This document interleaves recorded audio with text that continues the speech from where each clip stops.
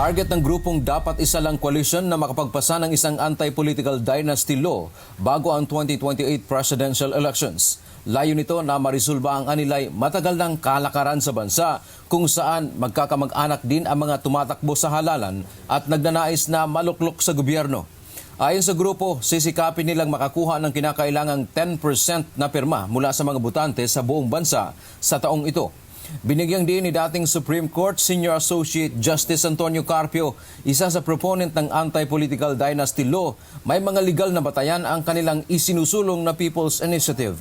Ang People's Initiative ay kapangyarihan ng mga mamamayan sa ilalim ng saligang batas na direktang magmungkahi ng pagpapasa, pagbabago sa batas o konstitusyon nang hindi kinakailangang dumaan sa Kongreso. Kung ang Kongreso ay hindi kumikilos sa isang mahalagang isyu, maaaring magsimula ng petisyon ang mga tao upang bumuo ng isang bagong batas.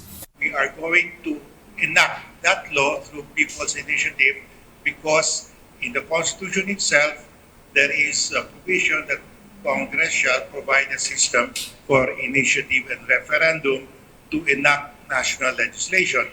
And there is actually a national legislation, Republic Act 67-35, the Initiative and Referendum Law. Dagdag pa ni Carpio, dapat taong bayan na ang magpasa ng batas dahil bigo ang Kongreso na gawin ito sa loob ng mahigit 40 taon. We are holding this People's Initiative by authority of the Constitution, national legislation, and the implementing rules of the Commission on Election. Under the Constitution, it says the state shall prohibit political dynasties as may be defined by law. Sa ilalim ng proseso, kapag may 10% ng pirma ng National Registered Voters, maghahain ng petisyon sa Commission on Elections o COMELEC at i-verify kung mga rehistradong botante nga ang mga pumirma. Pagkatapos nito ay magkakaroon ng referendum o plebisito para pagtibayin ang batas. Dante Amento, humahataw sa Balita Ngayon.